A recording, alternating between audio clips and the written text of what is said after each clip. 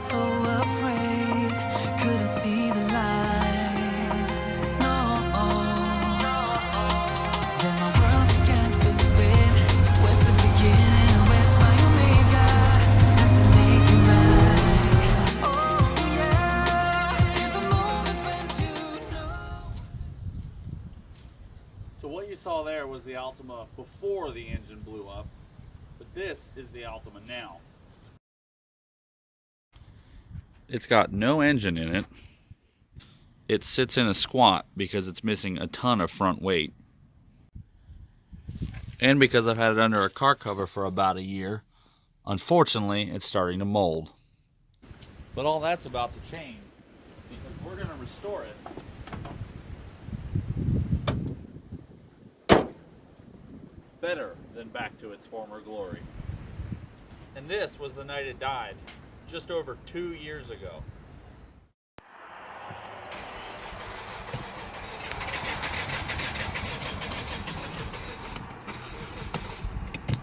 Just want to say I'm done fixing cars. My nicest car breaks, so it looks like I'm fixing cars some more. So I'm going to tell you this story up till now on the car in this picture, my 2008 Nissan Altima Coupe SEV6 with the 6-speed manual. I searched long and hard for this car, and honestly, I was trying to find a black one. I did not want a red one, and I couldn't find any that weren't either flooded or just trashed. And so I finally decided, this listing was up the whole time. I saw it first, but I ignored it because I wanted a black one. And then I finally went to Harrisburg and I was like, fine, I'll go look at it. I went and looked at it. I drove it, I fell in love with it, and honestly, now that I've had it for a while, I love the red. I'm so glad I got a red one. I don't know, but it just looks awesome. Anyway, this is the first picture I got of it right after it blew up and it got towed back to the shop. It's up on a forklift so I can move it around. I got it inside and started tearing it apart. I got the hood off here, and then I started pulling the fender liners. This is all the stuff that came out of the driver's side fender liner. There was just so much stuff packed underneath it. And another shot on top of the engine, how dirty everything is. I got the front crash bar and headlights off. I entered an 80/80 giveaway and got a carbon fiber shifter for it, even though it doesn't run. Well, a shift knob, I should say. Looked pretty cool, though, so, you know, well worth it. I got the condenser and radiator off, and you can see that's a pretty tightly packed engine in there. Super dirty, too. There was like a ton of acorns and stuff stuck on top of the block. But pulling wiring, it's got this Amazon rainforest of a wiring harness. Just everything was super dirty. Here's where I found out the reason the engine blew up. This is because the intake camshaft on the right side of the engine, if you're looking at it, it snapped right behind the VVT gear. So obviously more parts coming off. This is the nice rusty subframe underneath, which is going to get painted when it goes back on. I was surprised here of how much this exhaust, when it goes into the subframe, it squishes down. It's like 1 inch in diameter. Well, it's not diameter because it's not a circle, but it squeezes down to like 1 inch tall, and it's, I don't know, I'm hoping to take that out when I put the aftermarket exhaust in. So I got the crane on it. We're starting to pull it out. This specific car, I have to pull no, I don't have to, but the way I did it was I pulled the shocks on the subframe with the axles and the transmission, just everything on the subframe, showing off my pseudo exhaust. It's the cheapest rear exhaust I could get for it, but it still looks awesome.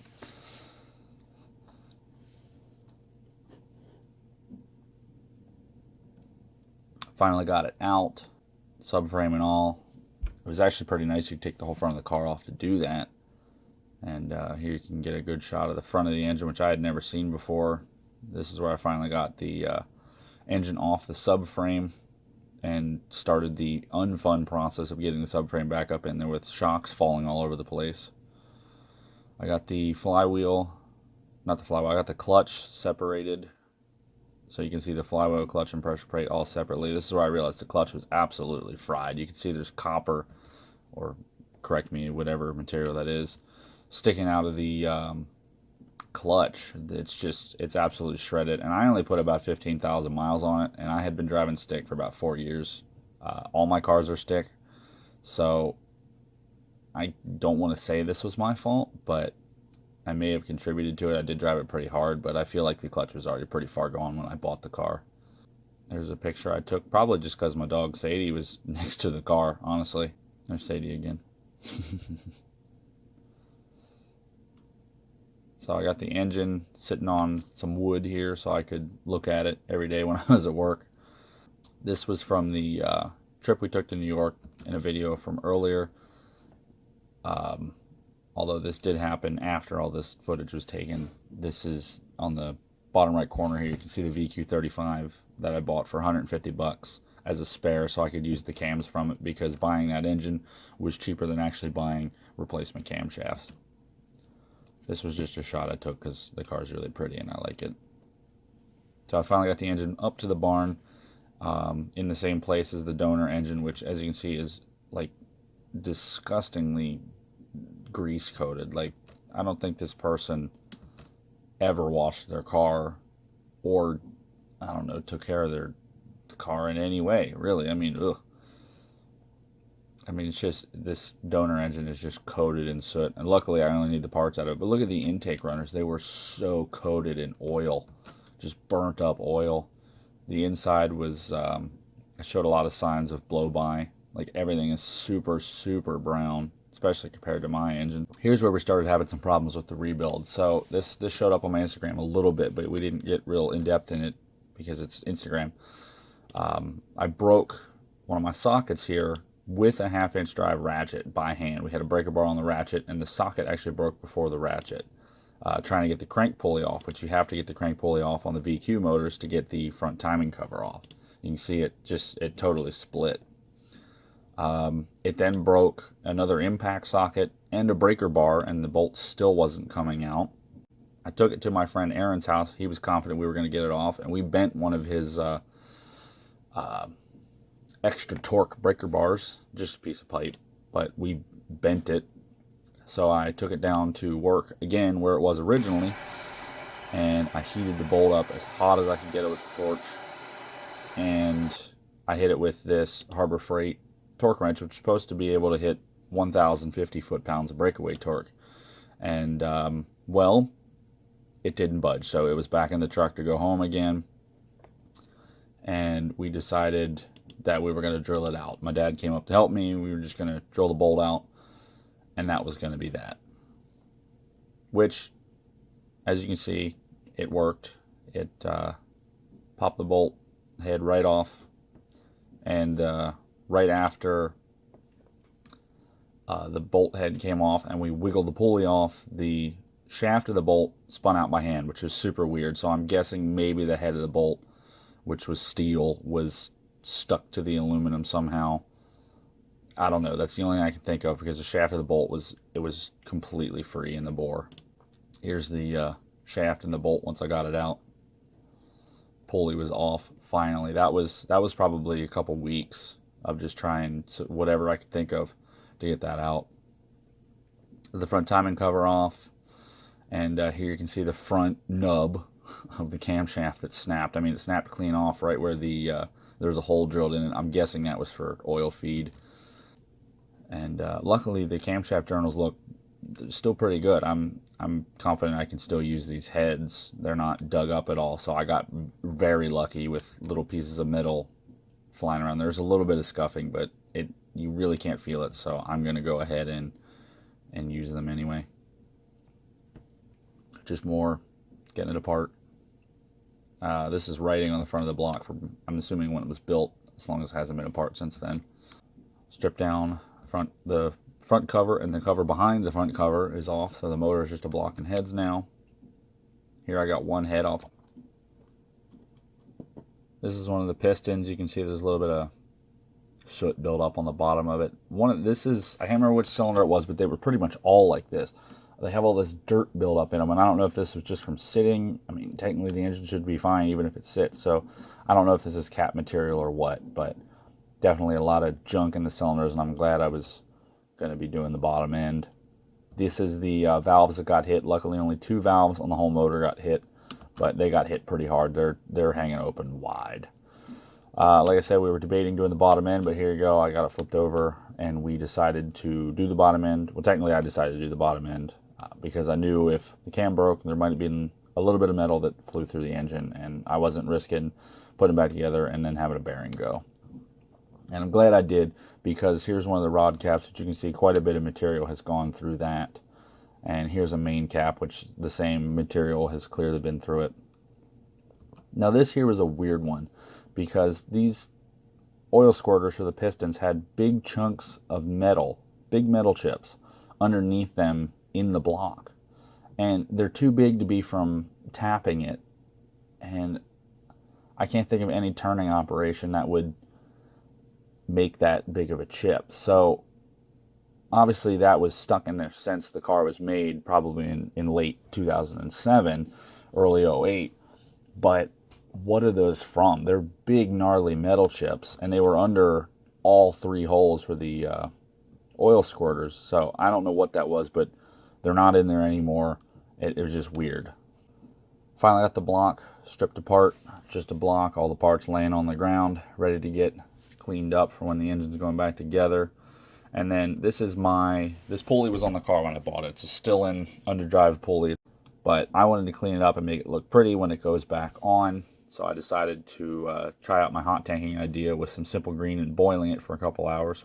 But yep, boiled up the piston for about 2 hours, and then when I pulled it out, this is how it looked. It looked a lot better, but it wasn't perfect. But again, it was a lot better. I did scrub it, and the dirt that was still on it was staying there, clearly. So I went ahead and built the hot tank because it worked. And here's the block right before it went in. Another shot of it. And another shot of it.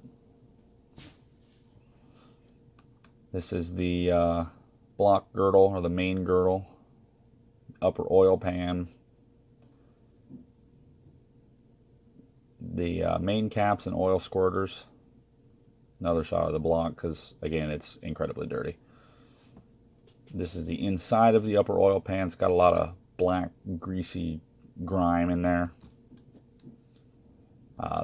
This is the front corner by the oil filter, which I took off the, whatever the piece is, the cooler for the oil filter. So I can hot tank that separately, and this would all go in, but you can see it's super black and greasy there. Got the hot tank filled, and the block is in. This is like, I can't remember, I think it was like 7.5 to 1 Simple Green and water. So it's not like a super, super strong amount, but it's enough because it's getting boiled, so it acts a little different. Here's the flame was finally underneath it, getting it hot. It was kind of funny. After it settled for a while, you could actually see what was in the tank pretty well. This here was my little hot tank setup with my 55-gallon drum, and the handle you see here is actually the piston that I originally hot tanked to test and see if this idea would work. It's from the Sentra's original motor, so that's kind of cool. You see here I flinched really hard because I touched my arm to the hot tank. It perked the crap out of my arm. But yep, it was boiling away. It probably took like an hour to get up to temp.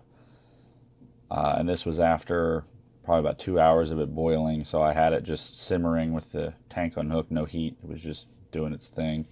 These are how the main caps looked when I pulled them out. They look brand new, honestly.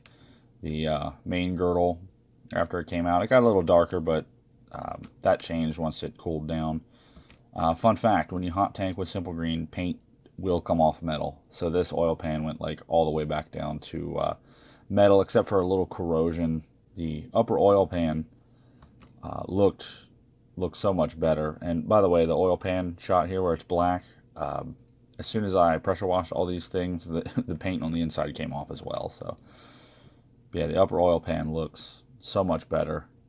With all that grime is gone, all the browning on all these parts is all gone. Yeah, there you go. See the oil pan silver now because I power washed all of it.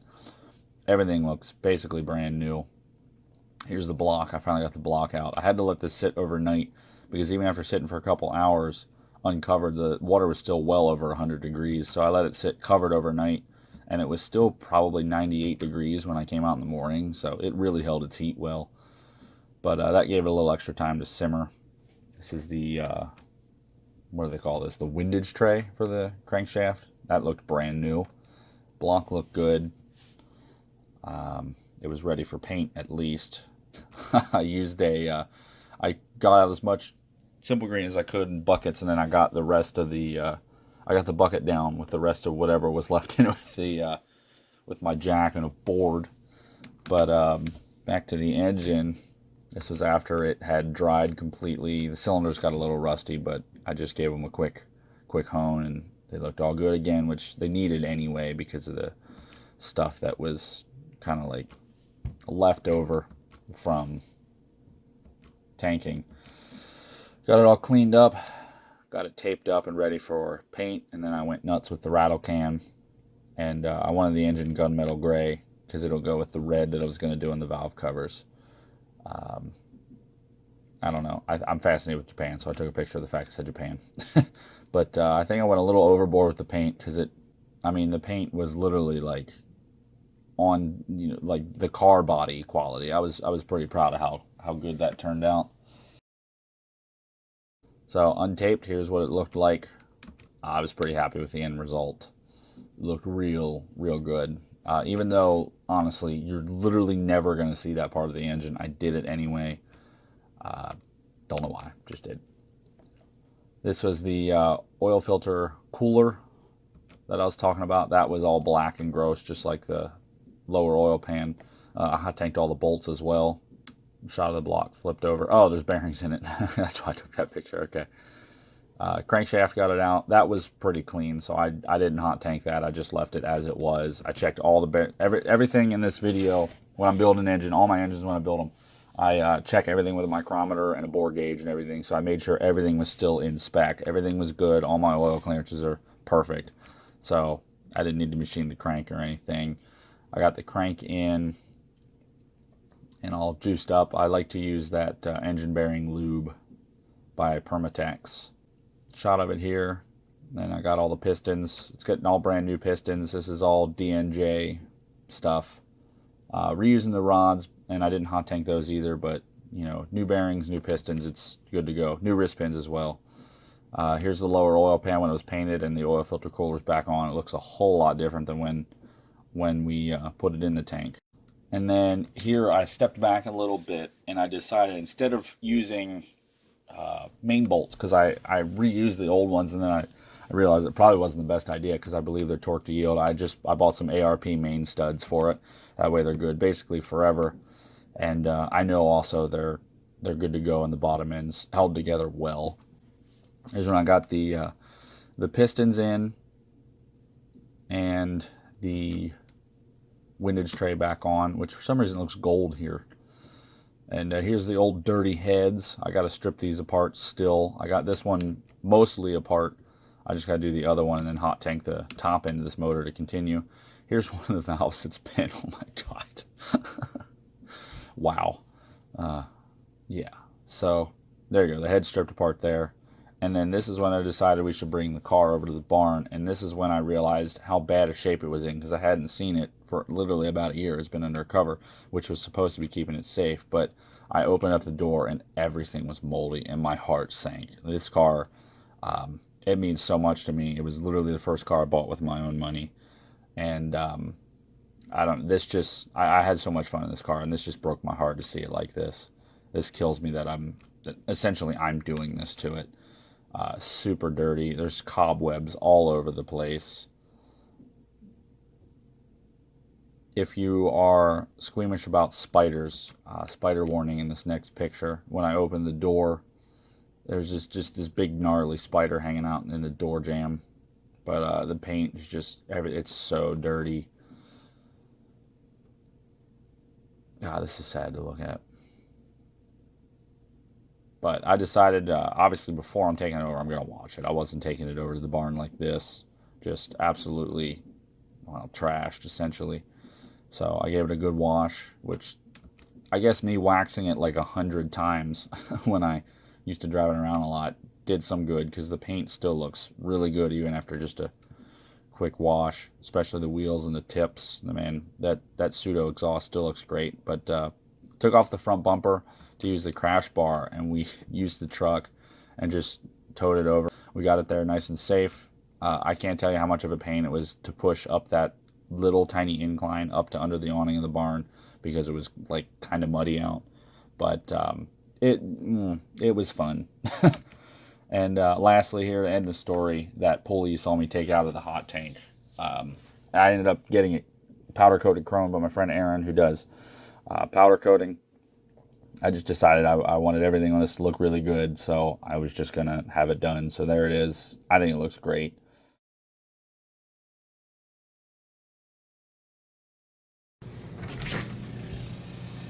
And it's snowing a ton again. Well, guys, I hope you like looking back on the Altima and are looking forward to the future of it coming back. I know I sure am. I miss the car like crazy. I am in the middle of putting the engine together again. Look how shiny those cylinders are. Ooh, shiny. What I didn't touch on in the original catch-up video was that D&J's piston ring orientation instructions are really confusing. When you have certain sets, sometimes they're very clear, and on this one they just weren't. So I put the piston rings in the correct way. Had a dream about it, second guessed it, flipped the second ring over, and then did the first because my brain's like, they should be the same. Looked at the instructions again and then realized I definitely had it right the first time, so I'm putting them back the way I had it the first time, which was the correct way. Which means I'm putting the short block together for the third time. So hopefully I'll get it right this time. And that's where it stands. So I had fun looking back at all this. It got me motivated to really start pushing this build again. I want to thank you guys for the support of the channel. And thanks for watching this video. I hope to see you in the next one. Thanks for watching. Talk to you guys later.